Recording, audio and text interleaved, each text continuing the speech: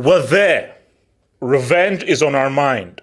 Revenge is on our mind. Oh my God. Revenge is on our mind. So we're going to talk about revenge. So, of course, we're going to react to the Chelsea game. Chelsea's beatdown and destruction of Middlesbrough, arguably one of Chelsea's best games so far this season. Is Modric, should we sell Modric? Is Modric now done? Should we now have a real conversation as to Modric? Has Modric become surplus to requirements? We'll talk about that. And guys, there's too much to talk about AFCON. Way too much to talk about AFCON. So we have to review the latest from AFCON, the drama that has been happening, and looking ahead to the final day of group matches, and looking again ahead to what I think is going to be a blockbuster of weekend games. And of course, these two guys are facing off, man. These two Jets, Nigeria against Cameroon, Saturday night block freaking Boston, man. So much exciting stuff to look through. Man. So guys, look, man, this is what it is, man. We're here, we're doing our thing, we're doing our thing. So, Chelsea, Middlesbrough, Karabuki Cup first, Chelsea discussion. Then we'll get over and talk about the AFCON and letters from the AFCON Saplinki. So guys, remember guys, like that vid, guys. Subscribe if you're new. Like the vid, subscribe. And if there's anything you wish to add to the show, feel free to send in a Dubinsky and super chat, as long as you know that's bum-ass moron, half snow bunnies or daddy oos. Feel free to send in those dubs. Your dubs, your super chats, and your donations is what keeps this channel growing and keeps me alive and keeps my water bill, electrical bill, and my OnlyFans bill paid. Thank you very much. Thank you very much for sponsoring my OnlyFans. So let's now talk, guys. Would it be rude? Let me ask you, and let me just ask, because I won't even ask this here. Would it be rude if I was to call him? So, Eminence, if I called him English Maradona, would it be rude? If I called him the English Maradona, I need to get something real quick. I'm coming, man. Okay, so Abdullahi, if I called him the English Maradona, would that be rude? Jesus. That's rude to rest in peace. Diego Armando Maradona plays on the So if I called Cole Palmer the English Maradona, that would be disrespectful. That's a disrespect in an high order. Don't do that, please. I beg of you. His name is Cole Palmer, and let it be like that. Maradona, rest in peace. No. So please. Okay. So can we at least call him Cold? Call him Cold P. Can we at least say that Cold P? Let's just leave it at it is. Cole Palmer. That's it. Nothing more, please. Okay, look, Abdullah, what does this performance say? So how do you view this performance? Do you view it in terms of it's freaking Middlesbrough? What do you expect? They're in the freaking championship? Or hang on, that bomb was on the bench and we looked good. This team might have actually begun to turn lift. So how do you view it? Middlesbrough tax, or no, this team is actually beginning to say what's up? I think for me overall, firstly, I have to give a shout out to the players also, because when Pochettino came in as a manager, I wasn't the biggest fan of Pochettino, but everybody wanted to cut his head off. Everybody wanted to chop his head off. I'm like, you don't blame Poch when we had 35 chances missing this season only. 35 chances missed. That is not on Poch. I am sorry. Chelsea Football Club and fan base. That is not on Poch. That's on the players. So they have to fix up. Some glaring chances have been missing this season are on the players. Poch will set them up to play. They will miss chances. But again, today's performance for me, I will have to give it to Poch also because of his decision making in terms of the player he started and the player. I was surprised when Gallagher was in. I was like, why wasn't Gallagher not playing? But also the performance also and the energy too was also key. Also, I was impressed with what I saw with the performance. People might say it's Middlesbrough, but again, you have to win what is in your front. And no, you have to beat what's in front of you. You have to beat what's in front of you. Yeah, and for this ownership, the scattergun they've been going through for the past 2 years, and they've been in the final. Their first final in the last 2 years since they take over in May has been astonishing. This is gonna be their first final, so I think they will cherish it more now because they know it's gonna be their first final. They have to enjoy it more. And for Poch, this is gonna be his first final in England. He's never won a trophy in England before, so it's gonna be his first final with the players. Wait. So wait. He was never in a FA Cup final. Poch? Nah, he was Carabao Cup, 2015. 2015. Yeah, that'd be cool. Yeah, I'm sure. Yeah, I'm sure he's been in his He has final. never won a final before. He has never won a trophy in England. That's what I mean. That's what I mean. He's never won a trophy in England. So this one is going to be pivotal for him to win in terms of, and also for the young players too, who playing together as a team. Also, it's going to be their first final too, playing together as a team. Also, but my thing is that, as I've always said, we need Enzo and Kai's baby to cook. Are we seeing the beginning of Zoe and Kai's beginning to say what's up? 48% of you are haters, by the way. 48% of you guys are haters, but continue. So are we beginning to see Kai's baby and Zoe cook? I won't say that here because I still want to see a natural DM. I want to see when we realize. Hold on. Where is Lavia? That is this dude. According to the report, injured is fine. He's injured, but it's recovered. But the problem is, according to Jesus Perez, who is the fitness assistant to Pochettino, they said they don't want to rush him because they've been caution on him because of the injury he has. So based on the report I saw, he's been ready to play, wants to go back to training, but they are being caution on him in terms of not rushing him, which I kind of understand. When he's gonna come back, I don't know. I still want to see a natural DM play first. Okay, actually, no. People have been saying to me because now people have been saying that like, oh, why don't you mention Sterling did this, Sterling did that, and I think it's like, I want to try and be respectful, but I think it's as if people are stupid. Balling once every blue moon doesn't change my view towards you. So as I said again, like, you don't, like, as the saying goes, a broken clock is right twice a day. A broken clock is still right twice a day. So of course there's going to be that odd game that Sterling now shows up in. My thing is over consistency. Over a consistent period, Cole Palmer and Thiago Silva consistently play well for Chelsea. Silva and Palmer rarely drop below a 7. That is what so Sterling can give you an 8 or a 9 that can give you a 2 or a 3. Yes. And also HH, like when they signed Cole Palmer, people were like, why are they wasting money? But HH, we have to firstly, I have to give a shout out to Manchester City, the kind of player they have in that team. That Cole Palmer, because I thought he was sloppy seconds. Because I thought, I thought it was the same thing with Jesus, Zinchenko, Mahrez. Okay, this is a guy, but I don't think Pep wanted him to go. Pep was like, no, either because Palmer said he wanted to go out on loan, and Pep said either you stay or you're going to get sold. So I think I have to also give credit to Man City because it's all about developing players. When you develop players very well and when you understand the philosophy of Pep Guardiola, there is no way you go and watch football. You will understand how to play football. And Kopama is that guy because he understands the definition of being a baller. You don't need to tell Kopama what to do when it comes to football because he has that brain and intelligence to understand. Okay, I know when to pass and I know when to shoot. I know when to give the final pass and I know when to score the goal. So when he missed in the first leg, I was like, I'm not gonna get angry because he's one of the most informed and the most clinical players in our team. Yeah, and I saw how people were overreacting because of that first leg. We said it that people should. Yeah, it's an anomaly when it's like Obama miss is an anomaly because I expect him to turn up, and I'm like, wow. See, I'm not surprised because the kind of player he makes me even more happier because Guardiola is gonna play that kind of. Bro, I'm not repping a guy called Bob the Builder, bro. I'm sorry. Give me Cole Palmer over a dude called Bob the Builder, please. Thank you. I'm happy with Cole Palmer. And also, I think we need to have a serious convo. I've been backing him, and I'm still gonna back him to the end of the season. But again, Okay. we need to have a serious convo about Italian Modric, because for me, there's no. You can have a convo. I'm sorry. I'm like, no, I don't see it. No, I just don't. Unless something miraculous happens, I'm sorry. I don't see it at all in this guy. I think this is the problem with Modric now. He is playing football in his own brain. The way he's playing football differently than the kind of differently than his own teammates. I'm like, you are running when your teammates are not even running with you. No. It's like if this guy started playing football yesterday. That's what's so scary. It's as if he's only just started to play football because the lack of basic intelligence is scary. Actually, hold on. I want to cover those. So let me come to Eminence. So Eminence, thoughts on the game, and then I'll come to Tyre. Eminence. Yeah, it was a good performance, man. But yeah, good performance. You know what? I was gonna say something, yeah, but I'm kind of pissed off, man. Gallagher didn't play. Why? Yeah.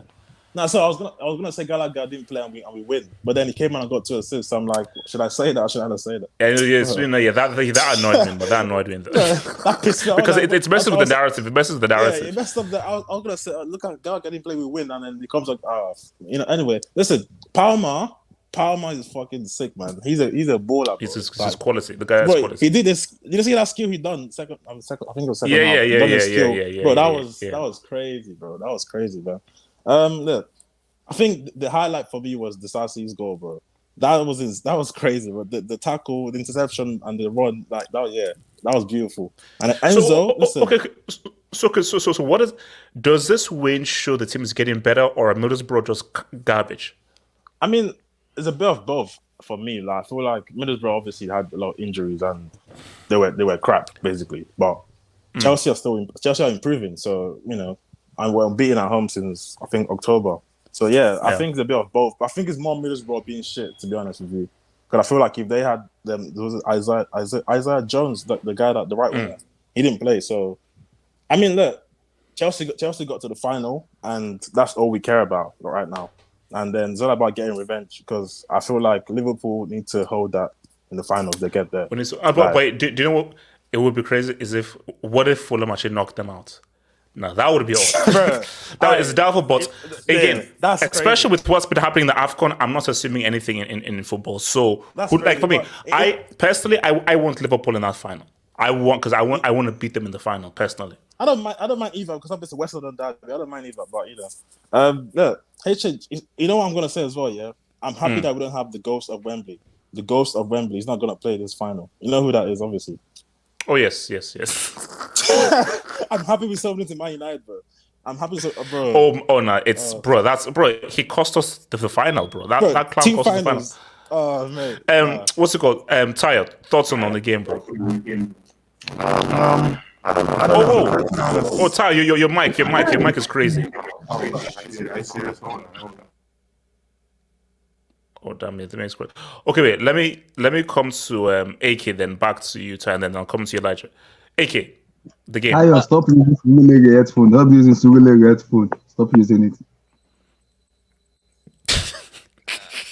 Yeah, what? AK, go for it. Yeah, man. Shout out to you guys, man. I didn't watch the game. I was watching the AFCON instead, but yeah, I heard that part of the game you guys balled out. Enzo was very good. Palmer was again and very good. Enzo without a cocaine user, man. That's very key. It was Enzo without that cocaine user there. Yeah, I mean, I think at a contrary, some of the things I've said about Chelsea is purely because I don't like UHH, but I'll be real about Chelsea. I think you guys have a couple of good, talented players, and I think when you play them on the pitch, like you played the simple things, you played your most talented players on the pitch, and you played well. When you play a cocaine addict, when you listen, as I said on the space, when you listen to Rory Jennings, Olivia Buzoglo, and all these guys, okay, why is Rory Jennings the mouthpiece for Chelsea? That's what I want to like. Who made him the mouthpiece for Chelsea? Platform, bro. He has a big platform. That's but my thing, how did he get it? Like, how can a guy who has so many bad takes and says so much trash. He's proper Chels. I don't want to, get into, political and social. All right, construct here, fine. but- I know. No, but I'm not saying that. Why does this guy have to be the face for Chelsea? When this guy, he says trash, and people are like, oh no, let's not get the reward from the Chelsea fans. Wait, who says he's like Bro, the truth for Chelsea The only fanship? guy I care about is Matisse, bro. Other than Matisse, I know no one else. Nah. I mean, what the heck? Yeah, can you zoom into my AVI? Was okay. No, please, no. I mean, no, but see, you guys played well. I want to see a Chelsea-Liverpool final without, Mason Mount stinking up the gaff. Nah, But- it's the ghost of Wembley. Get it right. yeah, Ghost of yeah. Wembley. Go the ghost of Wembley, but yeah. I heard you played well, but I'm not here for a Chelsea game, to be honest. I have a lot to say about the AFCON, though. What's it called? Elijah. Hopefully you do your job against Fulham so we can meet you in there. Well, what makes why can't you just say something nice and just be like, oh No. I'm just saying that I want revenge. why? Look, shout out. I didn't care for that. I was watching real football, which is in Africa right now. Oh no! Trust me. No, I have a lot to say about that. Like this is just the prelude. I've got a lot to say about that. Ain't nobody watching no goddamn. I'm seeing teams. I'm seeing people on Chelsea fans over here saying, "Oh, this could be the start of something special." This Look, is our turnaround. when a starving man is starving, when he gets a little bit of water, let him do the little jiggy, soccer whatever, I mean, no, these people are saying this could be the run to top 4 stuff like that. I'm like, okay, all right, let's calm down. You guys look good. Yeah. It's a championship team playing at a Premier League team. The chances that's we lost to 1-0 in the first leg. So the chances are that second division side is going to get cooked in the next back. That's what they did. That's what they did. So I mean, nothing surprising. I'm just looking to tomorrow. Hopefully, my boy Darwizzy can keep whizzing. So the aggregate was 2-1. Aggregate's 2-1 right now, and we're going to Craven Cottage. And then Andrew Robertson is back and fully fit. Thiago is back in training. Oh, okay. Which is shocking to me because a lot of people were saying he's been stealing a living, even though they don't know how hip injuries work. So, let me quickly come to Tyler, don't worry, because we'll get to AFCON too. So Tyler, thoughts on the Chelsea game, bro? Okay. Wait, I don't know. Your mic sounds like the mic is crazy, bro. Yeah, the mic is it's like static or something, man. Mr. Tayo, stop using Surulere headphones. Okay, it's not from Story Larry. Okay, well, let me quickly get into it. So shout out to your boy Ty Arons, member for 24 months. Colwell giving Poch a trophy. # uncomfortable convo. You see, if Poch wins this Carabao Cup, what are we saying? Okay, so Eminence, are you repping the Carabao Cup? Does this buy Poch good grace if he wins the Carabao Cup? Poch winning a trophy before Arsenal. For me, yeah, I just want to see like improvement in the league, bro. I don't really care. I mean, look, winning the trophy is nice, but I want to see what we do in the league because the league is the bread and butter. That's what I want. That's what I care about. So It's not for me. I just think like a trophy is just a nice mental boost for a club that has been through so much crap. We've had so many emergency hangouts, so much grief. I think a trophy will just be a nice little thing. No, we're not giving him an extension. It would be good for the mentality of the young mentality. Players, but like going forward, I want to see more in the league. Oh yeah, it's true. Yeah, like this is purely my mentality tax, pure mentality tax, bro. Shout out to your boy, what's it called, Miguel Rabines, man. G, when you play players in the right positions, Chilwell left back and Colwell left centre back, the team balls out. What a radical concept. Now, I think Abdullah mentioned this before. In Poch's semi-defense, what could he have done when Chilwell was injured? Yeah, Nothing. and he Ian had no Matson. other natural Ian left backs. Matson. Yep, Ian Oh, no. Matson. Is it wait, you say Matson? But, Yeah, yeah, Matson was there but the whole So- time. okay. This is it now. And This who is it and now. associate who signed off on Martin being loaned out to Dortmund? Who signed off on that? It has to be him. It has to be. It has to have been him. It has to have been him. That's stupid. Okay, So, I'm like, like, I'm I'm not- like, I'm not defend your boy. Defend your boy. I'm like, defend your boy. This is it now. Abdullahi, I might beg, come can I into- talk before you defend your boy? Okay. Yeah. Let's have a look. Let's talk. Yeah, Back. because I gotta go real quick. All right, I gotta address Eminence and the Liverpool fan. For starters, Eminence, there's no improvement. I don't know what you've been watching in the past few games. And to the Liverpool fan, I'm one of the few Chelsea fans who is happy we're in the final, but I'm not getting carried away. I've not been carried away since this guy has been there. It's Middlesbrough, it's a championship team. There's nothing to be excited about. We just did the bare minimum to win. Don't let the scoreline flatter you. I am a realistic Chelsea fan. We're still shit. We have an idiot in the dugout. Pocheliban still needs to be fired. Guess what? It's Friday that you're going to see the test when you're actually playing a team that has a manager that is coached well. Let's see if we can win on Friday. If we don't win on Friday, personally, I feel he should go. Matter of fact, I wanted him gone today if we had lost. So I'm not a fan. Oh, for sure. No. If I'd lost, 100%, he gets fired on the spot for sure. Let's keep it real. I'm not trying to be like pessimistic. I'm just being a realist about this. That we've not been good at all. Nothing. We still don't have any sort of like identity on that pitch. You get what I'm saying? We still don't know what we want to achieve. Most of the goals we scored were just mistakes and lack of concentration from the opponent. The only goal that was really enjoyable was the Disasi one. So I'm not getting carried away. I'm happy we're in the final, no doubt. But seriously, this guy is still crap. He has not improved us in any way. Oh no. From and so I'm like, Yes, do you accept because- that no Poch is still essentially a bum, essentially a loser. Well, And but we said- basically, he's still essentially what he was when he was hired.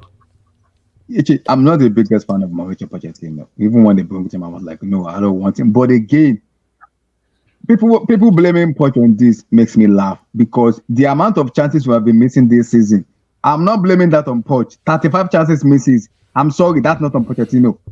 That is on the players. They need to man up and fix up. This is Chelsea Football Club. I don't play for both teams, Sheffield United or Wolverhampton one day. This is Chelsea FC. If you are going to be missing clear-cut chances, you can't blame Poch on that because he's putting the players into their position and they are missing it. Jackson missing chances, Roger missing. It's a lack of the problem is a lack of identity with this team. We don't know what the style of play is. That's the problem. That's the biggest problem. But my thing is that's what Pochettino is. So basically, here's my thing: that people, I don't want to hear this is the thing here. Keep the same energy.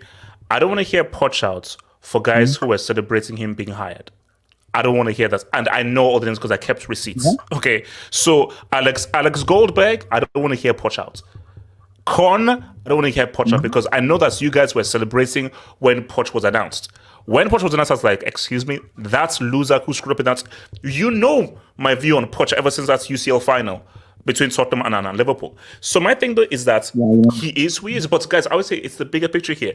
It's about the ownership. The ownership don't care about success. The ownership just wants to make money and they just want somebody to improve the young players so they can get flipped. So my thing is that yes, to one extent you can't really blame Poch due to injuries, but at the same time, if your team has an identity, a clear identity, they are able to figure out how to win games even when they have injuries. So even despite all those big chances, when a team with no identity will suffer if they don't have, when those injuries occur. Because this team, they don't have an identity, they don't have a character. But because everybody blame Poch in terms of Levi Kowe playing left back and this and that. And we have to remember something. Ian Matson I went to the preseason in Soldier's Field. That guy was not trained as a left back on that point. God did not rate him as a left back. He was playing him more as a winger, even as a midfielder. So now this is the problem. Now in Burnley, he was playing as a natural left back under Vincent Kompany. So now he came to Chelsea, the misprofiling was he's gonna be playing in the different position. And when Poch came in, Poch was the first thing Poch was, this is not my player. I don't want him because it's not the player you want to play in the left back. So he prefer more Chilwell and Levi. If you watch the preseason a lot, he played Chilwell more and even Levi more than even playing Marcin. He was playing Marcin as a midfielder or even as a winger then. So for everybody to know, he did not clearly rate Ian Marcin. And when they wanted to loan him out, it was like, yes, you can loan him out. It's not part of my plan. So when people blame Poch, they already know it's not part of Pochettino's plan already. Okay, so look, then we're going to hit this Dubinsky and then we'll get to something. So, Shansi boy Ifman. HH getting hyped for Chelsea thrashing 11th place team at the championship. So, Ifman, you're a United fan. Can you please tell me where you are in the UCL? Where you are in the Europa? Where you are in the FA Cup? Oh, sorry, you're still in the FA Cup. Shout out to that. Where are you in the Carabao Cup? So, Ifman, the only cup that your club can win is the FA Cup, which we all know you're not winning. But let's continue. That has like 14 players injured. So a win is a win. It's called GID. I thought they lost to a Newcastle B team. Like, yeah. So even lose Chelsea against them is bad in itself. Fulham is a bigger test, let alone first place Liverpool. In a final, anybody can win. Okay. In a final, anybody can win. It is anybody's game. So you don't have to say anything. So, Steve, do you have anything to say on this Chelsea game before we go into AFCON? I'm a Chelsea fan. Yes, sir. Look, please, we shouldn't get carried away. It's only Middlesbrough. Oh no, I'm not going to get carried away. We said that though. I know we beat them 6-1, but yeah. I still don't trust our team to, win the All final. I'm gonna say. Because wait. I know we'll play Liverpool. I think Liverpool will baptize us. I think they will. Wait, Stephen. So wait. They should, but I don't know if they will. Baptize us in a final.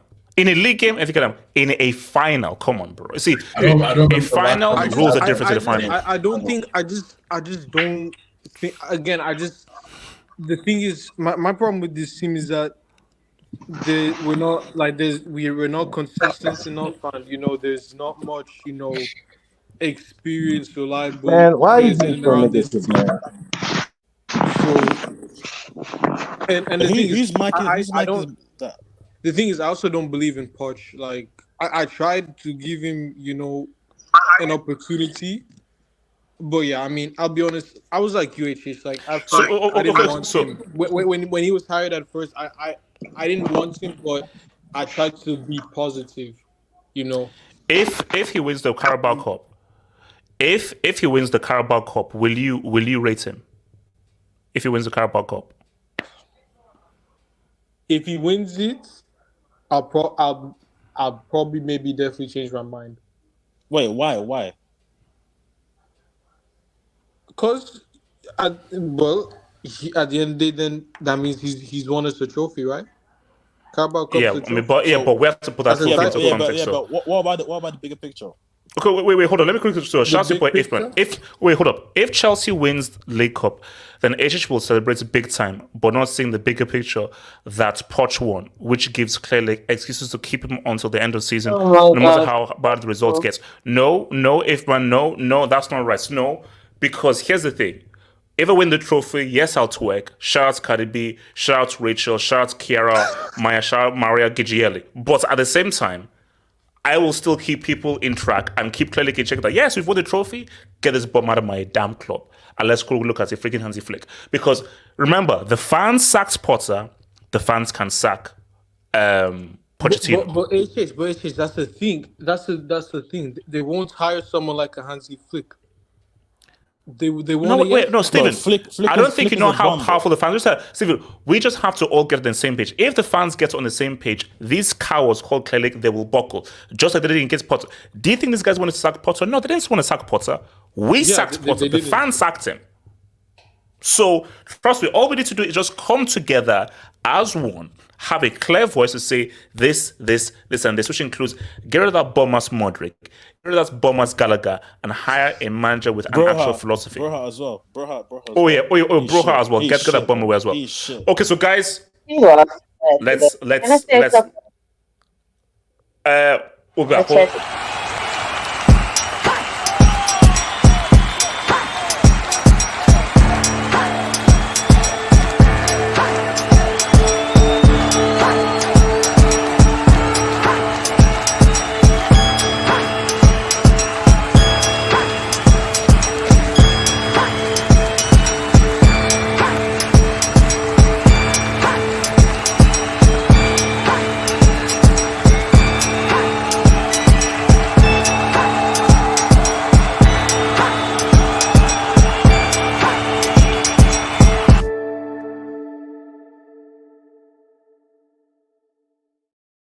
Okay, can I just make a small revelation here? Now, this may be, I don't want this to be overblown. I don't want this to be overblown, but just a small revelation here. This AFCON is probably the most entertained I've been in football, probably since Qatar for the past 12 months. Since Qatar. Because what have we been saying for so long? Football, it's too robotic, it's too predictable, too systematic, systems against systems. There are no individuals, there's no character, there's no personality. Now, Equatorial Guinea, Cape Verde, they don't have any world-class players, none. But in terms of how they're approaching the game, and in terms of just raw entertainment, bro, this is the most entertained I've been for football since the Qatar World Cup. And I'm like, wow, so football can still be entertaining. It can still be enjoyable because, bro, almost every game has been popping off. I think what's been saying is nobody fears anybody.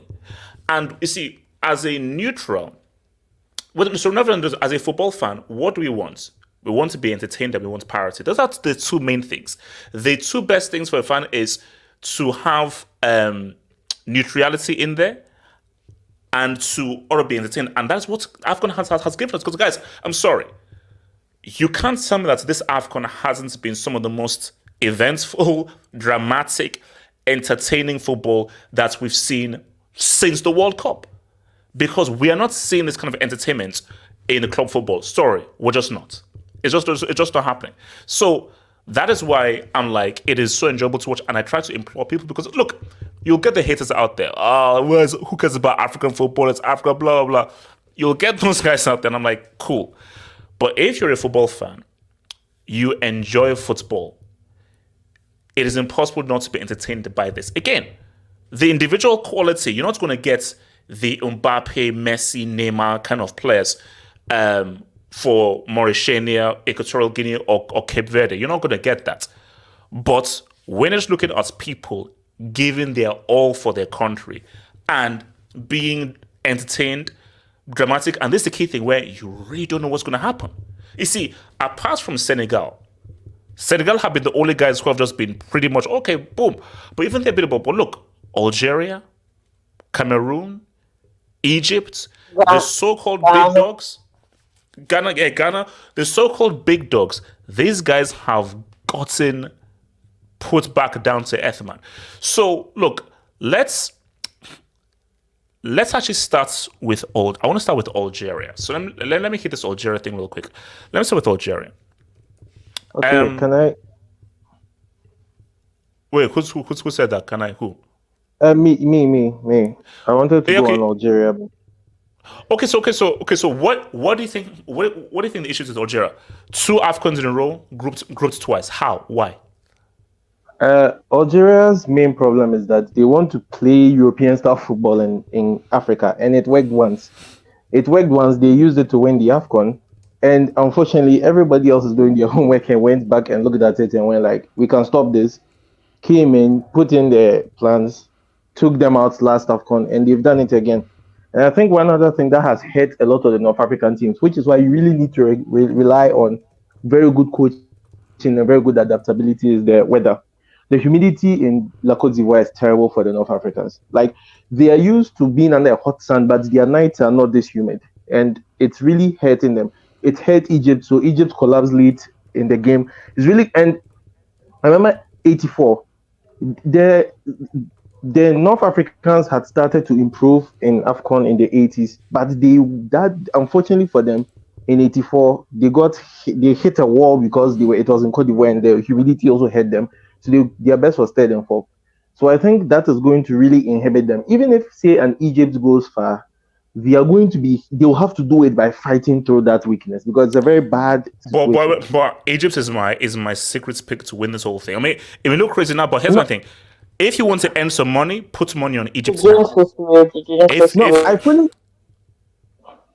I fully agree with you on the Egypt pick, but if it will make even Egypt winning it even more impressive, in my opinion.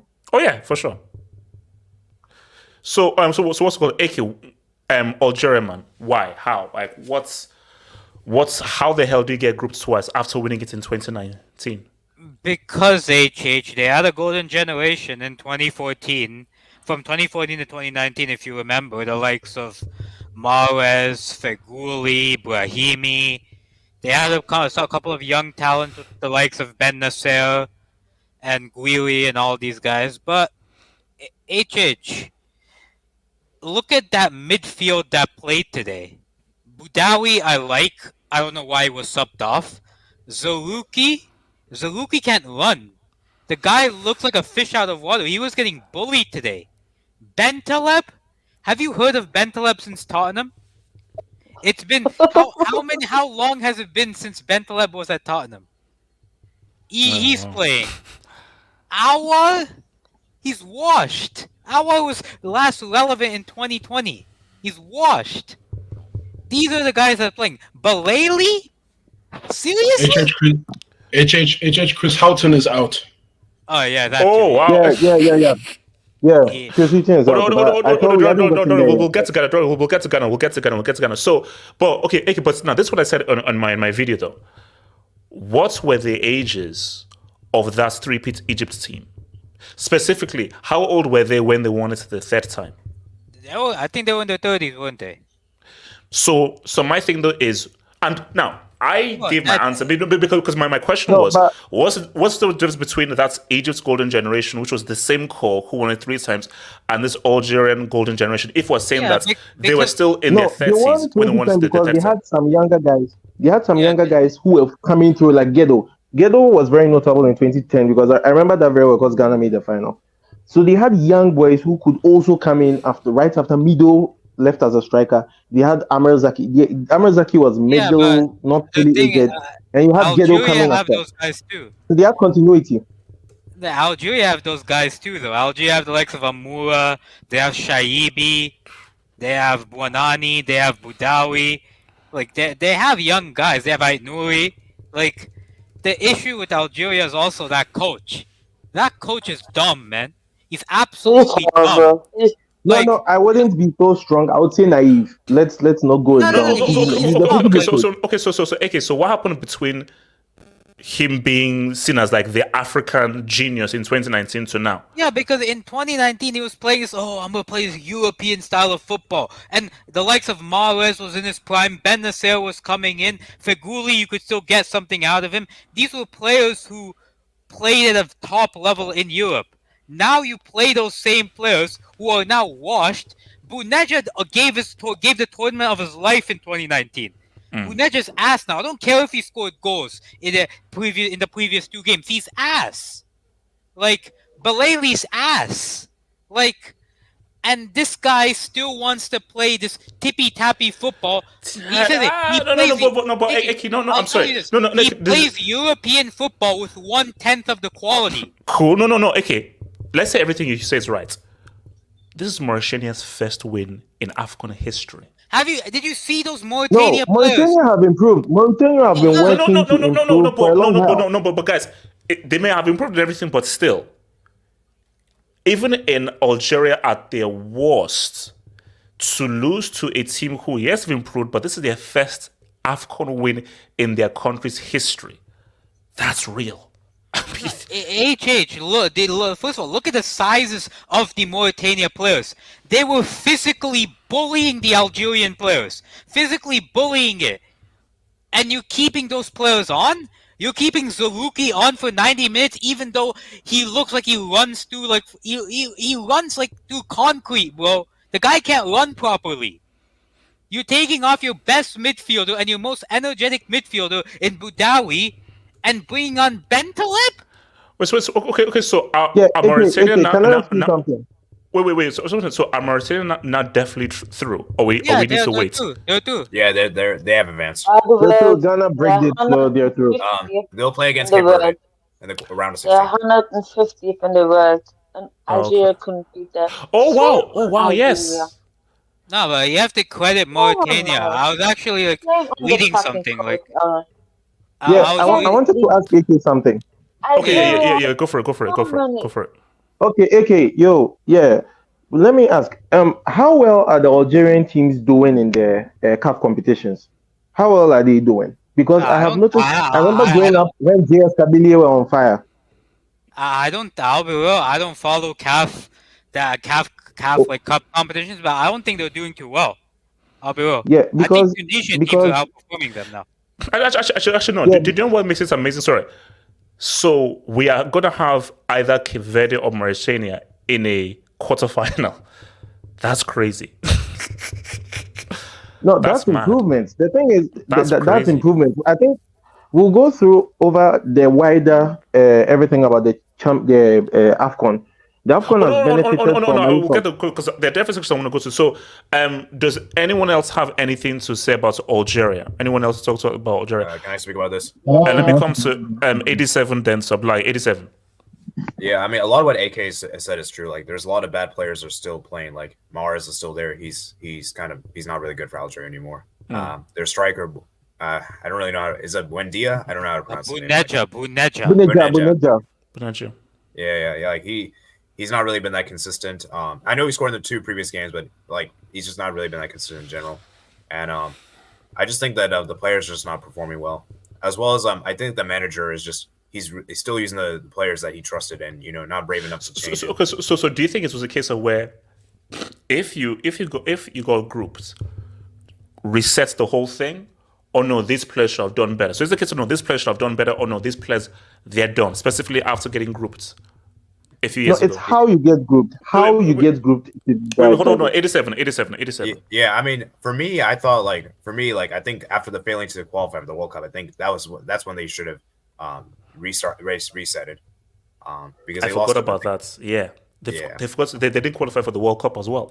So basically, once you have getting grouped, didn't qualify for the World Cup, that's a sign saying that this core is done. Reset the freaking core. Okay, let me come to Abdullahi. What are you saying, Abdullahi? I think for me, Algeria it's been watched already, and I think the federation should have known this for a very long time, because bringing players into the team, they already know. I think when they won the AFCON, then everyone was like, Algeria, they're gonna come back again. We know this team has been watched already, and I think they need an overhaul from the top to the bottom for them to come back again. And when players like Mahrez, who has not been good enough, Niger, the striker, somehow a little bit weird. Even the manager, it's somehow it's somehow for me. So it's not the Algeria has not been like Algeria we know, because the Algeria we know how good of a team they are when it comes to African football. We know how good they can be and how good they have been. But it's been a very bad Algeria we've seen this tournament. So I wasn't surprised when they lost to Mauritania, but wow. Their first win in AFCON, and to beat Algeria, that's a statement. That's a big statement. That's great. Okay, so let me connect to the because I want to move to the next queue. So, shout out to your boy and HH. Your super pigeons and Simon are getting to look, and then we'll get there, bro. I said it's a huge game.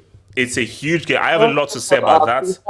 No. We'll get there, because trust me. We need revenge for 2000. 2000 revenge still lives. We need that revenge for 2000. But we'll get there. Shout out to Wink. You don't want to know who that is in his AVI. Modric did a Haji Wright versus Netherlands, Michael.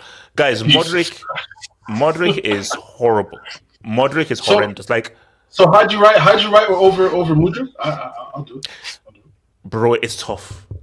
Between Haji Wright and Modric, it's tough. But here's the thing. I haven't seen Haji Wright do anything good.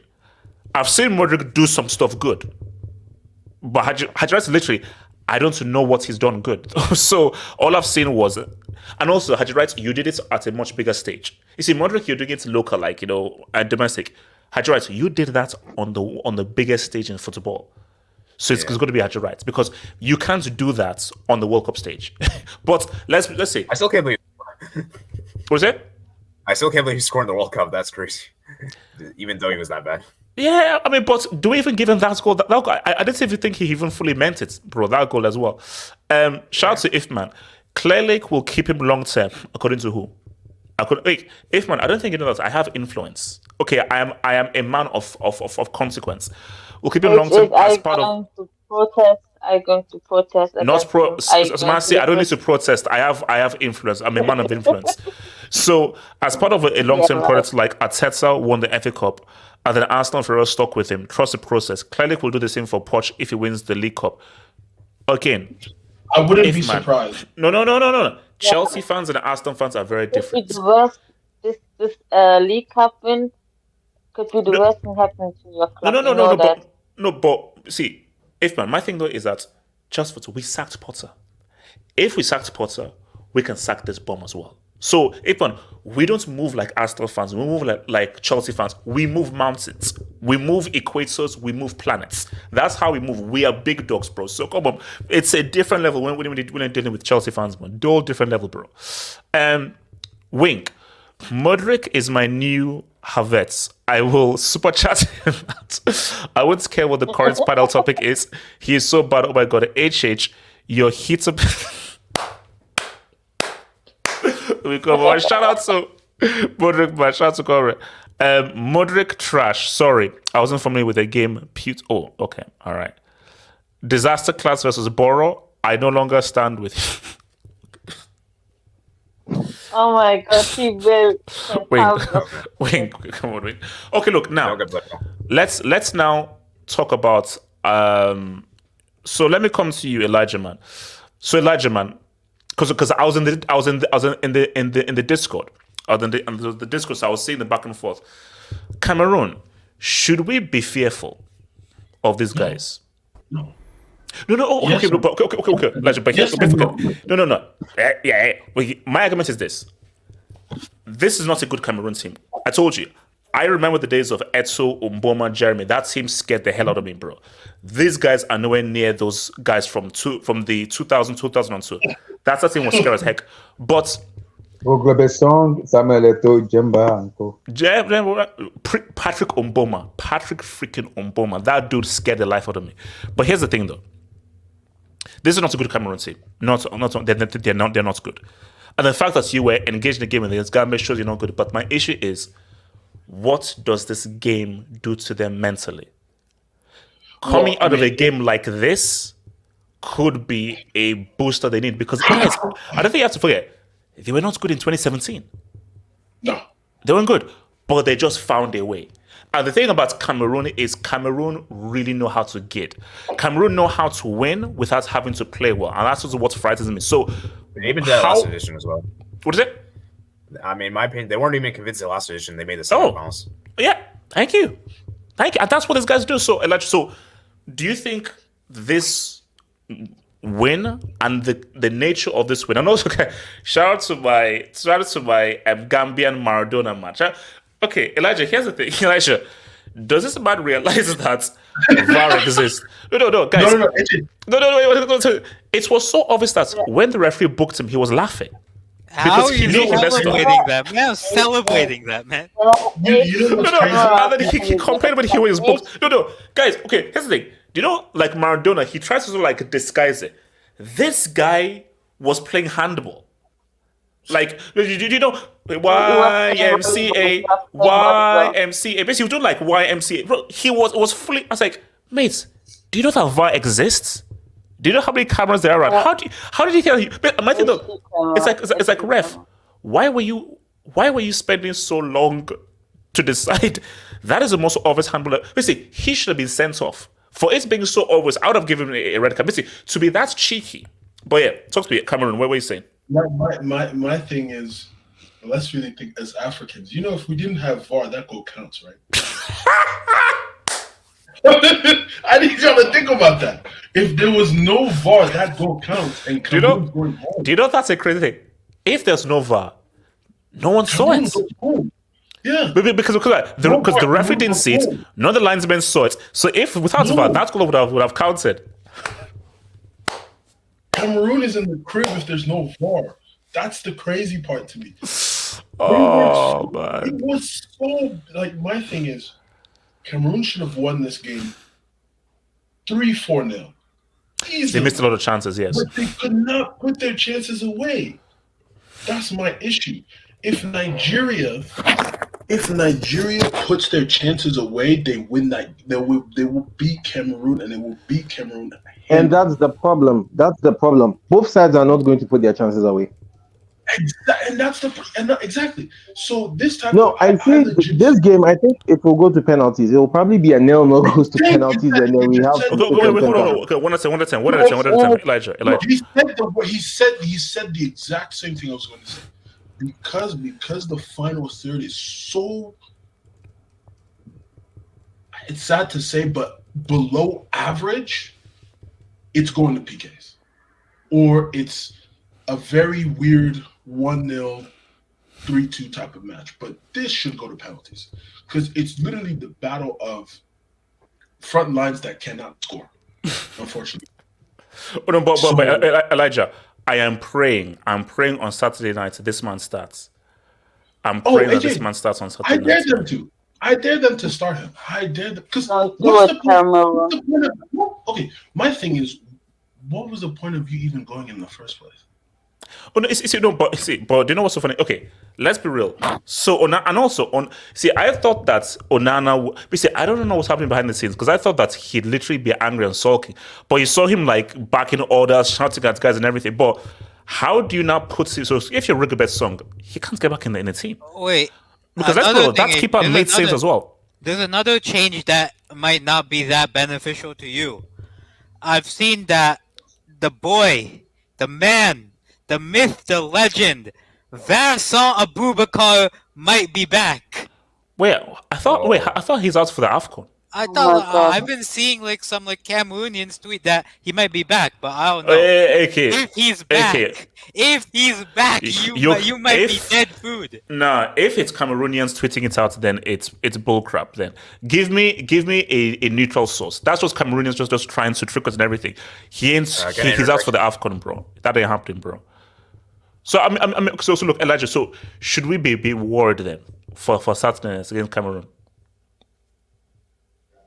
I necessarily wouldn't say worried, but just keep your eyes out. Keep your eye out because if you guys lose like 3-0, oh my god. No! If that happens, then you think that whole Ghana thing was bad? You think the whole Ghana thing was bad? Elijah, I am swimming to the Côte d'Ivoire. I will swim to Côte d'Ivoire and I'll fight those guys as well. See, the Ghanaian journalist said we're not going to touch anybody. Well, for this instance, we want to beat them. We do want to touch them. We don't want to beat them. The Nigerians will beat somebody. Oh no, they'll get beat up. They'll get beat up. No, because they have to. Okay, you know what? We'll get this. So let me come to Samasi, Cameroon. What were they saying for Cameroon? Like, how far do you think these guys can go? Do you think this is just fluke? Do you think if Onana starts, forget about it, then easy win for Nigeria. But without Onana, look at him. That's speed. Without Onana, yeah. Without Onana, I think they have a chance. They have to be defensive against you, but I think on Osimhen, if he has another disaster cut, we have to talk about Serie A again because this is. Do you know how many chances Nigeria have created so far? 13. We've got 3 goals. 75. Oh no, his legacy is the lens, massive.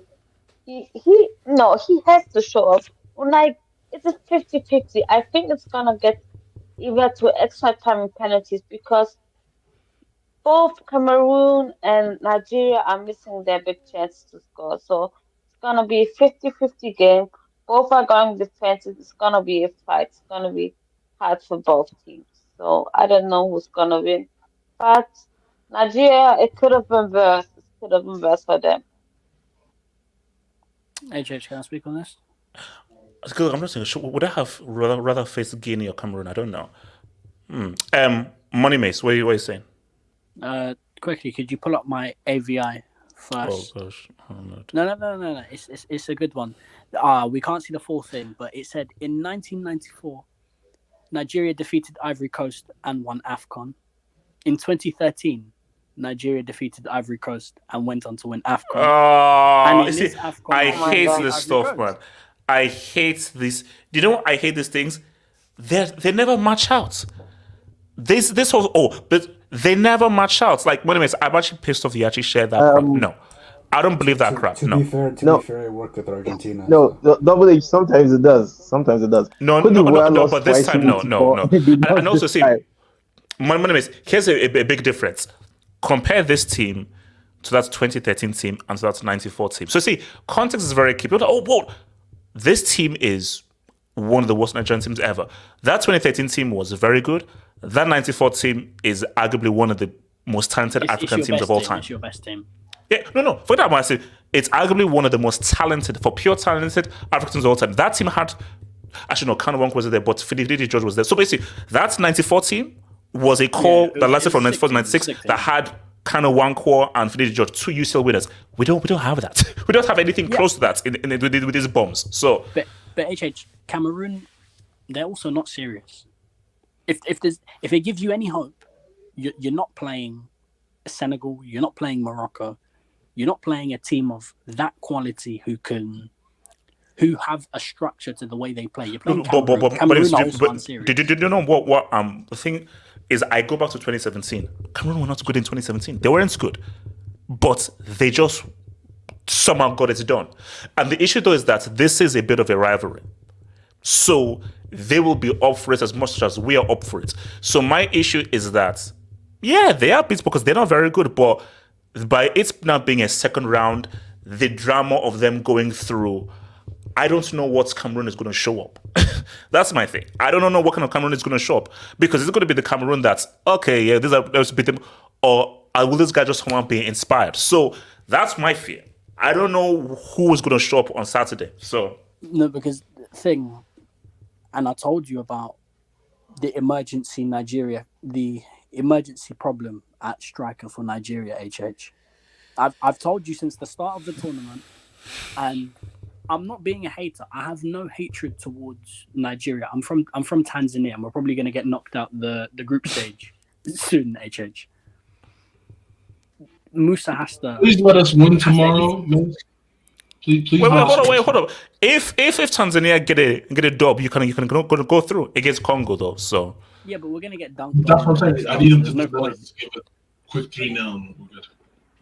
No, honestly, Congo will smoke us. I don't see how we win that. Okay, game. well, I'm just saying if this is Mauritania just got their first ever victory against Algeria. All I'm saying is that this is one of those AFCONs. So You're also gonna draw against Zambia.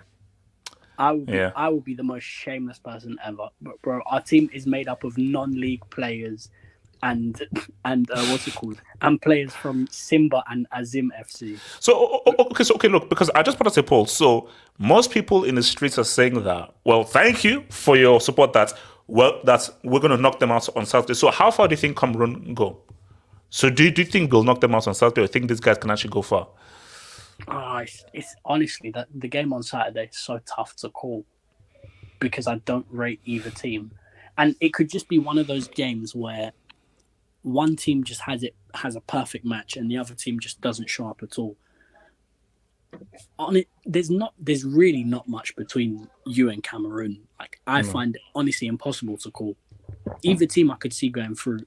I'll lean a bit more towards Nigeria because they have blonde Lukaku up top, but he's blonde Lukaku.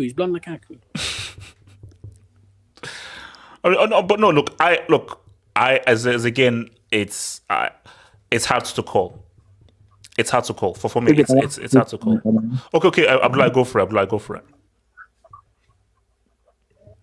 Wait, okay, so Ivory Coast are definitely out then. Ivory Coast are definitely out. They'll be out tomorrow, depending on Congo and Morocco. Okay. Depends tomorrow. Unless Zambia gets destroyed. No. No, if we beat Zambia, Ivory Coast are through. So basically, if Zambia gets a point, Okay, hold on. So tomorrow is so if you beat Zambia by any scoreline, Ivory Coast are through. Yeah, because you need 3 points to get through as the third place team. But Ivory Coast have a -3. Yeah, no, it's 4 out of 6. 4 out of 6, I'm pretty sure. 4 out of 6 teams. Wow. They are part of the team. They are taking the best because Zambia and Ghana are 2 points. Yeah, Zambia and Ghana will have 2 points. Ghana already out. They're already out. But then we have to beat Tanzania and hope that a draw happens or a Zambia win for us to top the group. Because if we get second or third, we might play Egypt. Oof. Look, I told you I have my Egypt narrative. But Abdullah, go for it. Abdullah. Yeah. It's a difficult match to call because I remember that match in 2000 when Cameroon came to Lagos and they dumped us out in Lagos. So it was very painful then. So it's a rivalry match where it's tough because our last 2 matches in the AFCON has been somehow. And the way Cameroon has been playing, the way Nigeria has been playing, both of them, I can't even pick Kotlonami because Nigeria players have been very, very selfish. Chukwueze, all of them have been I'm a big fan of Victor Osimhen, but he needs to fix up. Let's be real. He's had a bad tournament so far. So far. He needs to fix up. People might see. I know I know players miss his chances. Even when Sadio Mane got the African Footballer of the Year, when they won the AFCON, he had a terrible first 2 matches where it was abysmal. After the third matches, he wake up. So I'm hoping the Cameroon match on Saturday will wake up Victor Osimhen. He just have to wake up. Yes, the players around him has been abysmal because they are not creating enough chances for him. They have been very selfish. The first 3 matches, they have been very selfish. But again, they have chances he has been seeing. Are you converting it? No. So he needs to fix up. So it's a difficult match to call because all I'm going to say is whoever is clinical on that Saturday match will win the match. Whoever is clinical. That's what I'm going to say. So do you see it going to penalties or do you think it gets decided in 90? I think I'm feeling penalties, bro. And I say right now, I can't deal with penalties. I can't deal with penalties. I think the match will just get it done in 90, man. I think the match will finish in 90 minutes. The reason is because of the way the formation Pasero has been playing. I think we'll finish the match in 90 minutes. And I think based on the way we have been playing recently, we won't score enough goals, maybe possibly one goal or 2 goals, then we'll lock up shop.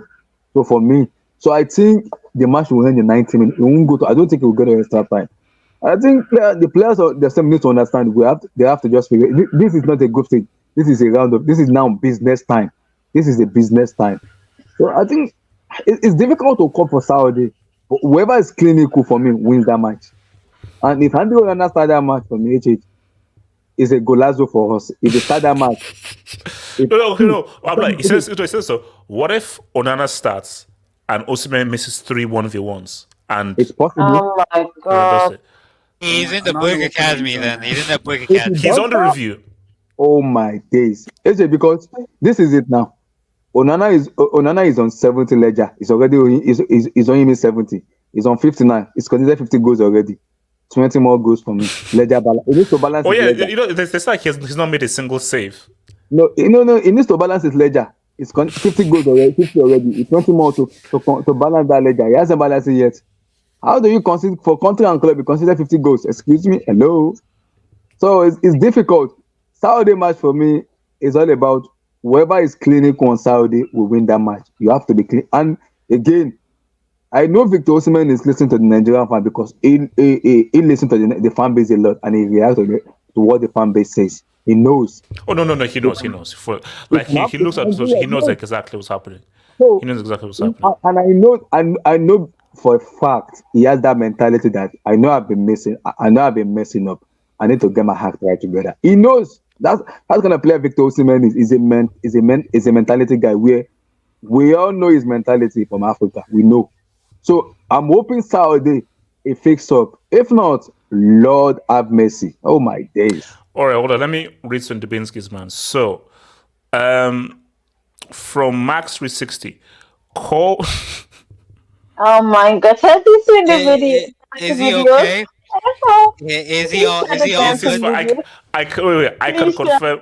Wait. I could confirm because I spoke to him. He sent me like a 2-minute voice message, and I was talking about how a particular group in Ghana needs to. It's like he was talking about some stuff about tribal issues within Ghana, the national team and stuff. So basically, look, he sent a long 2-minute voice, but I think he's coping. You know when I found out the Ghana national team is not serious? When they were having an emergency meeting on the road just outside the state. No. We'll get to Ghana. We'll get to Ghana. So, hold on. Ifman, HHP content as Chelsea fan community entertainer. Channel name should be called HH the Entertainer, or better yet, like your fellow bold Nigerian Manu fan, KJ the comedian. Real channel name HH the comedian. No. This is home of football analysis, bro. With a bit of comedy in there, but this is the home of football analysis, man. If again, peak comedy contest is in the same month, February 24th. Nigeria fluke their way to an AFCON final, but lose. Gets trashed or lose on penalties. Then Chelsea loses the League Cup final, gets trashed by Liverpool or lose on penalties. See, now this is just this is just pure hatred. No, but it no. If that happens, I'm checking into rehab. Like if no, that's right now. If Chelsea lose the League Cup final and Nigeria lose the AFCON final in the same month, I'm checking into rehab officially. And might be the end we'll see. The emergency hangouts will be from rehab. Can you imagine? So basically, white walls. I'll be like this. I'll be like this. You know, like I'll be like this, doing the emergency hangout like that. Padded walls starts. There's only one way. Finally, in a AFCON final after so many years, and they lose on penalties. No. As I said, it would be a disaster. There's only one way the curse ends. You have to cheer for Cristiano at the Euros, HH. If he wins the Euros, the curse will end. Okay, actually, hold on. Would I be happy with a Cristiano Euros for Nigeria AFCON? That's not a bad trade-off. That's a good trade. It's not bad. Look, the key is just don't give him the World Cup. Give him another Euros, fine. Nah, you can outlast his career. How do you mean? He's gonna retire at some point. Nigeria is not gonna cease to exist as a country unless like World War III gives in or something. Are you sure, Kaido? Don't say it's fake. Are you sure, Kaido? Wait, hold on. Hey, look. Nigeria's forever. That's all I know. Hey, thank you. So Salah says, considering Tinubu, I don't know. So Osimhen v Onana, who's the bigger brick competition? You see, this is my hope. Cameroon, please start Onana. No, I think no. Here's me. If Cameroon are psychotic, they start Onana. For me, as a Nigerian wanting to win this game, I'm praying they start Onana. A guy who's not made a single save so far, who's letting like 3,000 goals this year. So, because if Onana gets in goal, I pray he has main character syndrome. Osimhen, shoot on target. Just shoot on sight. Just get the ball on target and say, because bro, Osimhen, if you turn up with 0 goals and we lose, man, it's going to be a brutal. It's going to be a brutal stream, bro. It's going to be a brutal stream. The thing with Osimhen, is that he needs too many touches to get the ball. He needs too many touches to get himself ready to shoot. And in AFCON, no one's going to give you it's not only that. You have a point blank header. No. You have a point blank header score. Actually, no. Now I need to talk about your country now. So, I want to ask you a very simple question, man, Mr. Manuel. Why does Andre Ayew still play for your team? Abedi Pele. Abedi Pele is a pretty rich man and he has a lot of powerful friends. I have to be very blatantly honest. He's a rich man with powerful friends in both political parties. So, in both political parties, like I don't want to go that deep because does not have whole parts, but that's the only way to explain this. He has friends in both political parties. So, like, you don't blame him, they know who to call. And so like pressure is being applied. So it's like no matter who is in power, no matter they have figured out a way to politically isolate themselves into the team and become powerful. So even if Nana Addo leaves today, you're telling me that Ayu brother will play in another AFCON? Yes. Thank you. Because yes. What I find crazy is that increases the probability. It's just very no. But what I find crazy is that how have they not stepped? This is Twitter, but I said, Andrew Ayu, if you have any shred of dignity, you step down. You step down now. If you have any shred of dignity, step down now. He has. He never has had any shred of dignity. The guy has always been arrogant. His arrogance has helped us when he joined the team because when he was breaking into the team, we hadn't won the under 20 yet, so he had no clout. All he had to do to break into the team was he needed to use arrogance and the best way to describe it is Cristiano Ronaldo in 2004. 2006. I won't say 2004. He was more of the shy kid. 2006, Cristiano Ronaldo needed to emphasize himself and let everybody know he's the new kid on the block. So he used that World Cup to do it. Did he use the 2008 to establish himself and then solidify himself with the 2010 one when that was mostly his leads? Beyond that, he has this chip on his shoulder, this massive ego problem where he needs to prove himself. Okay, put it to one side. This was a disaster, absolute disaster. Who is mainly to blame for what is a cataclysmic disaster of the AFCON campaign? Who is mostly to blame? And it's not only this has now gone on for several AFCONs now. Who is to blame? Oh, wow. Jeez. He went off. AK, for Ghana, who is to blame mainly for this whole Ghana thing? The Federation. I mean, like... it's astounding. Wait, hold on. So Core takes no blame. Core takes no blame. Core is an innocent man. Come on. He's an innocent man.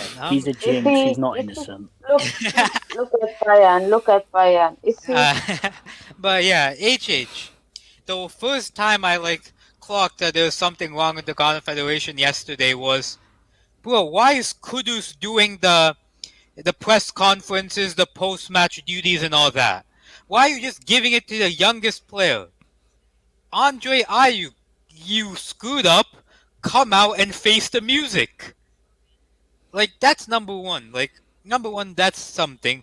Number two... Okay, so back then, some people are saying that this pre-game talk may have been to blame. I don't say. I say no. Show me. Oh, no.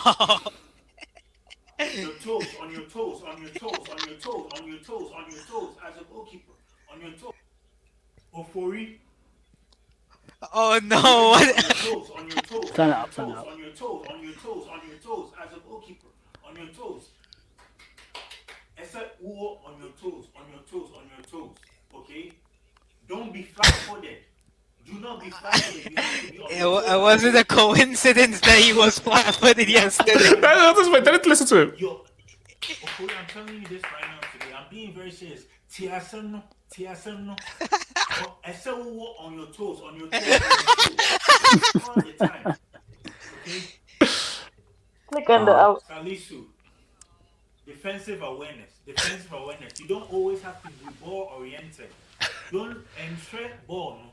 Ball no is one aspect. You don't always have to shred ball. No. You have to be aware. In Kofo Bahasi, runners, attackers back from Hase.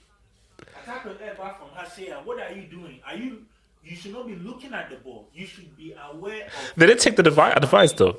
Which means either you double check your shoulders or you look to your back. He did not. You look to your back to see who the runners that are coming from behind. So every single time, communicate runners between Digikunu. You communicate runners. Who are your runners?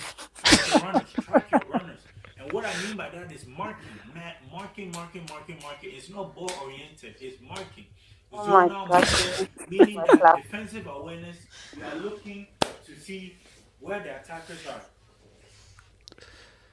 All right, one more. There's one more to go. So, if a Mugo boy, it's one touch.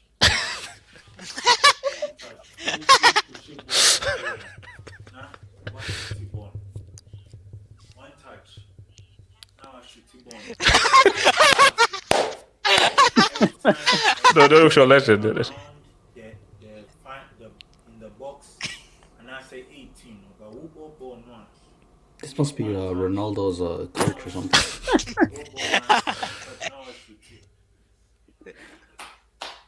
I need long shots.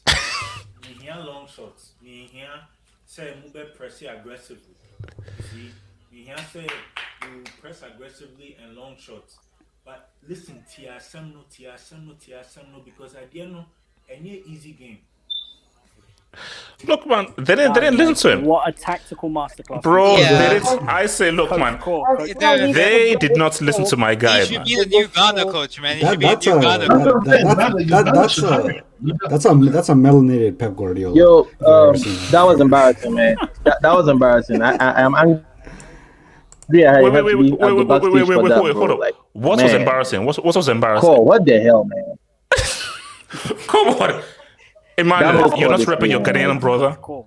Look, it's where he needs to leave Bayern Munich fan club. You know the now. you know the funny part. What?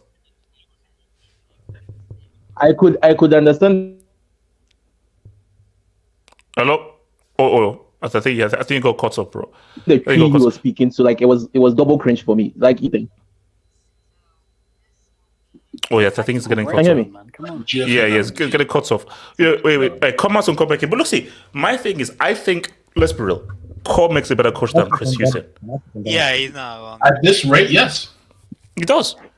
He makes a better coach than Chris Houston. We have to talk about that keeper, man. Like, No.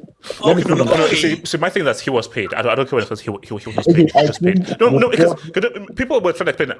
I have never in my life seen anything like that. It's like the ball was going out. He touched it, then he thought that would not touch. Okay, see, here's the thing. If you're going to touch it, save it. Why would you just touch it then move your hand away? I've never seen anything like that before. So, two things. Either there's something wrong with you mentally, or you got paid. It's either one of those. I've never seen a keeper do that in my life. I Never. mean, he's a third choice for a South African team, so like money he needs money. Definitely, he needs money. See, I mean, but look, like let me see how Ghana break that was crazy. So look, man, final thing here before we get out of here. Hold up. So last day, man. Elijah, man, are you confident, bro? Elijah, I think you should be very wary, bro. This has been a very weird AFCON, man. No, I was gonna say, you know the rule where you were saying like, you know, they must stick with the managers must be local.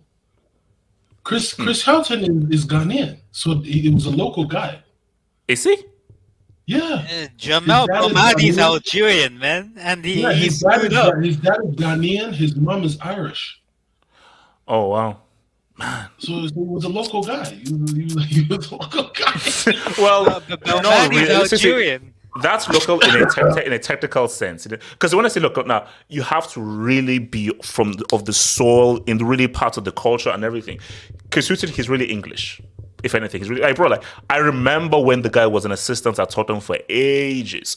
So he's really deep rooted in English football. But my thing though is like Equatorial Guinea. Look at where the guy's from. Cape Verde, look where this guy's from, and they both topped their group against much stronger teams. That's a great advocacy for local coaches. Like I think it should be a staunch rule. So depends. Tomorrow, HH. Pull up my AVI. I think he should be dropped. You know, I don't think this man can be trusted. Thank you. Because you have to be wary, bro. Because with what guys are doing, don't just sleep on Tanzania. I want Silas to be starting up top and him on the bench. We do better attacking wise when Silas is up front and Wissa is on the wing, because that goal against Cameroon came from those two. This guy should be tried for treason. This guy should be arrested. Like we need both. Like like people are calling for political exiles if there's a group stage exit. So I need him gone. I think we will if we start the way we started against Zambia, we'll take care of business. So I'm confident for tomorrow. I'm not expecting a blowout of any kind because Tanzania's back line is actually not bad. They just grow tired towards the end. That's why they lost to Morocco and stuff like that. So I'm looking at possible 2-0, maybe 1-0. I'm fine with that. I'm just looking at ways to avoid Egypt. That's my thing. Because if you finish third, I think it's hold on, let me check here. Okay, hold on. Let me quickly come to Ike. So Ike, Morocco. Are you confident for Morocco? Can you zoom into my AVI? Here's my thing, man. Let's have a bit more work. As long as the man being pulled away does start, I'm never confident. Do you have an alternative striker though? We have two, yeah. I mean, either one of those two should start because those two aren't that bad. Like they're better than En-Nesyri, so I hope En-Nesyri doesn't start.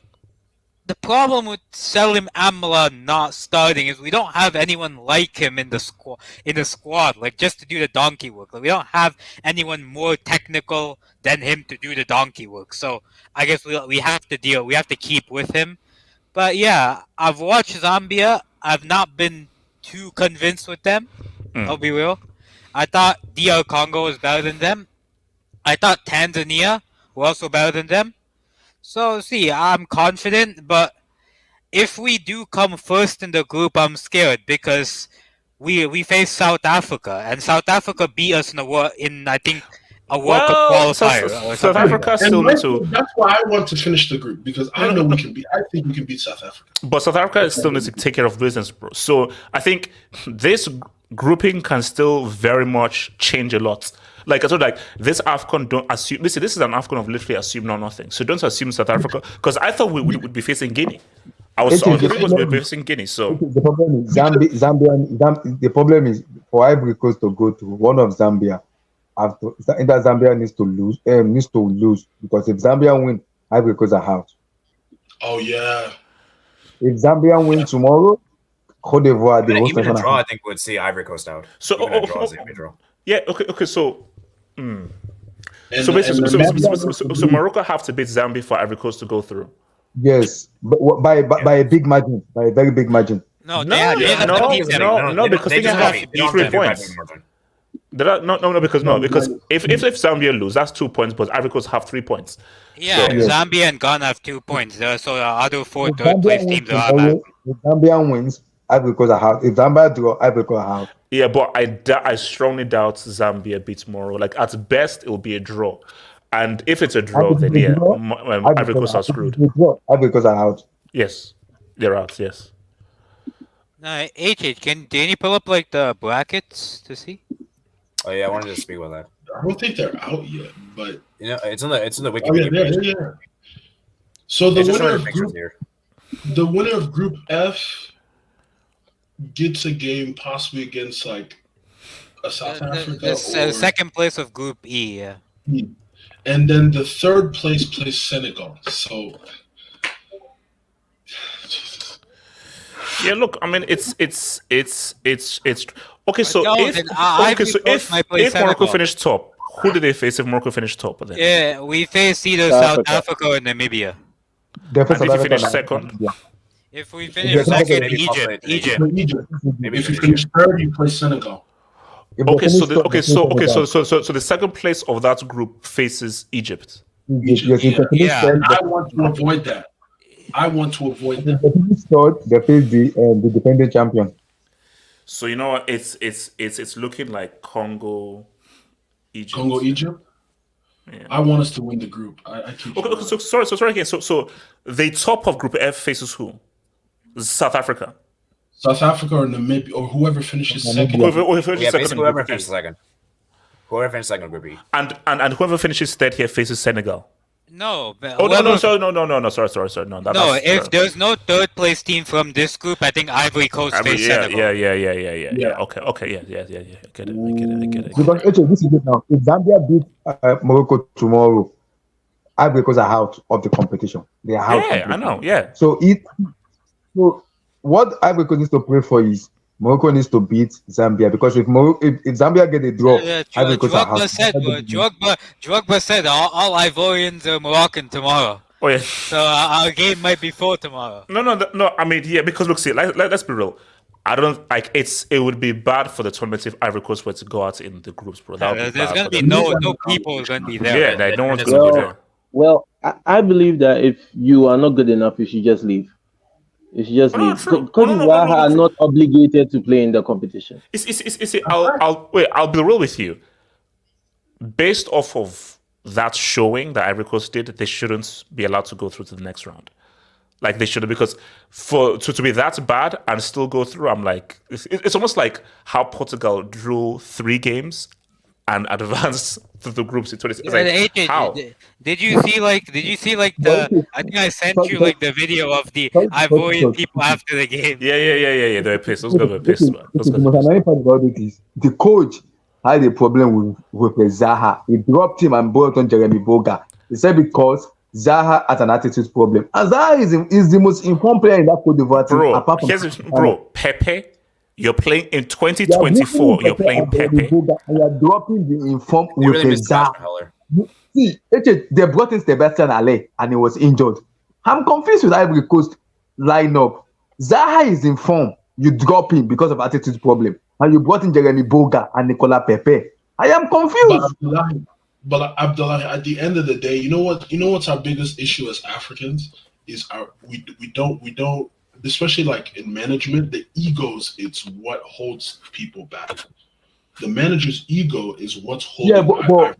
But Elijah, what the Galatasaray manager and Zaha told the Ivory Coast manager is he will come in maybe 3 to 4 days before the competition, because they don't want to release him here because of the competition they are playing. That was the agreement they had. Sorry, So Egypt face who again? Possibly the DRC. Group F runner-up. Group F runner-up. Yes. Okay. Interesting. Egypt play Group F, one of the Fs. Yeah, that's looking like Egypt's Congo. I have a question. No. Nigeria finished second. Cameroon finished second. How are we playing each other? How? I am because confused. of the third place team take some of the first place teams. So the second place team, some of them have to face each other for it to balance out. Now another question. There are things going around. I was listening to the French media after the first set of games this morning. Big debate. What is the best format for AFCON? Is it 16, 24, or 32? I think based on the new format in 2025. You know what the thing is? Before I would have said let's have less teams. So basically, you go into quarters, like the old Euros or like Copa America. You go into quarters, but look at the amount of shocks we've had, and look at how well the smaller teams are doing. So this is an advocacy to keep it as is. Because I'd have said, look, Mauritania, Cape Verde, Comoros, these guys. But there's so much parity now. The gap has now decreased so much that this should be it, because the so-called smaller teams are now stepping up to the so-called bigger teams. So yes, it should be it. But the interesting part about it, in 2025 in Morocco, Morocco is going to be the host nation in 2025. They are expanding into 32. What? Yes. I disagree with that. I believe 24 is enough. 24 is enough for the current talent level. 32 is going to create the problem we had the when we first had the 24, where like you had break teams entering. Oh no, you're The gonna have the 24 is likes now of the perfect balance. Djibouti and Mauritius. Oh my. Yeah. You I see don't know why now, they want to no, do. I because don't know why they want this to is do that. yeah, Terrible. This is a my terrible thing is that idea. it's a competition for when you have a competition. That's how you have qualifying, because that's why this whole thing of why expanding the World Cup. We have a qualification so that this is the best of the best of the best. Because we now sifted the riffraff, and this is now the best of the best of the best of this whole region. But if you now keep on expanding the number of, because and let's be real, they're expanding them because of money. More matches means more broadcasting. But the More problem, broadcasting means more money. And the thing is that East Africa wants to press its influence, and it is pretty hard for the East Africans to. They have a lot of say in this current CAF organization, so they want to Yeah. press and push more of their people into the AFCON, and they can't make the qualifiers. So this is their best way to get in. Yes, because Listen, literally that was when I saw this, I was like 32 in Africa. Why AFCON? Why 32? What's going on? Yeah. Okay, wait, hold on. Let me get this up. So, real quick. So, I'm actually not sure what that says. End in the ball. Saleh. Someone on X video said only. Oh. Okay, all right. I can't let. Let's not. Let's just shout. Thank you for the debate, but kids are watching. Man, shout out to the kids who are watching. Man, but shout out to Kudos. But you see again. But on Kudos, bro. That's so bad, man. It's like did you see his interview? Double He H, was speechless. can I do a rant? Okay. Can I do a rant? Have a small rant. Yeah. The thing with Kudus is that he is the performer on the team, and yet because of the history of Ghanaian football, Dede and his brother have the primacy. I remember I saw something on WhatsApp which said one of our EXCO members actually told us that we should stop hyping up Kudus because he is not the icon of this team. And he didn't say who he meant was the icon, but we can imply from what he was trying to say. And it's like these younger footballers haven't had the time to build the political clout, and you have the ones who are using it to set on. And with these political issues, Ghana have had pretty good teams in the past, and politics ruined it. In 92, we had all of this stupid infighting with Abedi Pele and another group. You will know the former Black Stars coach Akwesi Appiah, when he was younger, him and Abedi Pele had a feud. So through that feud, we had divisions. Cote d'Ivoire beat us in 92. 2015, we had internal feuds. It changed some of the 2014 World Cup. We had internal feuds and factions and everything. 2015, it shows Dejayu makes a silly decision on the penalty lineups. We had a 2 penalty lead on Cote d'Ivoire, and we somehow sat down because of someone's ego. So Kudus is entering into this environment. This is a toxic environment, and there's a whole lot of beefs from the previous era which have not been resolved. And Kudus has entered, and it's like certain people feel that they were oppressed in earlier eras and they want to assert themselves now. And Kudus is being held back. So with all of these divisions in the team, the attack. There was a long stretch where if you were a player and you didn't pass the ball to Dede Ayew, like they would talk to the big men and you'll be dropped from the next national team call-up. So in this context, there was a long stretch where Kudus didn't want to come play for the national team. He didn't play at the last AFCON, and many people suspect it was because of all of this politics. So, and a lot of people think he didn't want to play this AFCON, but he saw the way things were going and he felt, okay, what the hell, let me try this time. And he tried and played very well in the Egypt game. And so he's been able to shine in this AFCON, and everyone knows Kudus is good. And everyone has seen the dysfunction that is in Ghana. It is just sad. And the Jordan, Dede Ayew and Jordan, they came up by being these stank. They had this stank about them. They were very arrogant, and that was what pushed them to success earlier. But now they are aging out. That arrogance is now really becoming a problem. And for the next 4 years, we are getting rid of them. We are not getting rid of them for the next 4 years. That's the saddest thing. And that is Kudus' peak. So honestly, if I am Kudus, I'm not coming back to the Blacks. I know that's diabolical for me to say, but Kudus shouldn't come back for the Black Stars. For me, if I'm Kudus, I will not return. Basically, if I'm Kudus, I will not return until those guys are eyes are out 100%. So let me just hit this and then we have to be out of here, bro. And then it says we'll do like 1984 and beat Nigeria, and next year we will do as 88 in Morocco. If you get in away, remember what we did to you in your own ends in O2, little boy. Look, Cameroon are talking big time. Look, guys, and then I'll tell you that Saturday is going to be a very, very tense night. It's going to be a very tense night. Like, I'm already feeling the nerves already. It's going to be a big night. But I said again, is there a watch along? Oh yeah, well, it depends.